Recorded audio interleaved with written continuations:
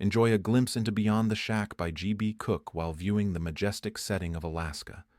We drop into the story just after Callie meets her contact from the university. Here we go.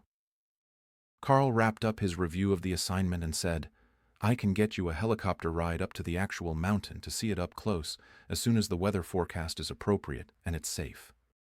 "Oh, that would be fantastic!" She grabbed his arm but quickly let go, embarrassed. He noticed how her face lit up, showing how excited she was to be near him. Callie blushed again and turned away. She hated it when she couldn't control her blushing.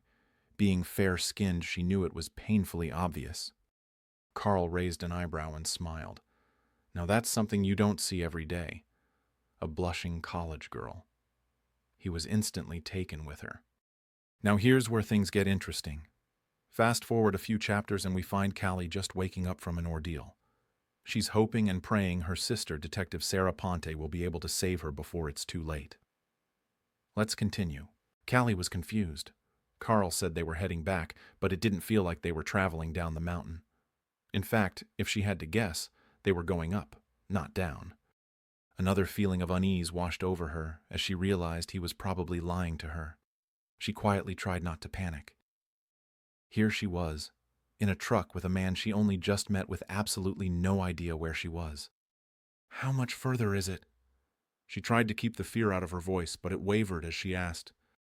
She was helpless here with Carl, and she knew it. She glanced out the window, trying to remain calm. Trees and thick brush were on both sides of the one-lane road. Her thoughts bounced around in her head. "There's nowhere to run, even if I could run." "It's going to be quite a while," Carl answered. "The road washed out overnight, so we are taking the long way around. We have to go up and over and then down and around." She tried to process what he told her. It didn't sound logical, but she couldn't figure out why. She just wanted to rest. She closed her eyes and settled back into the seat. The dust drifted in the windows as they traveled along the old road full of potholes. Pain shot through her ribs as she stifled another dry cough.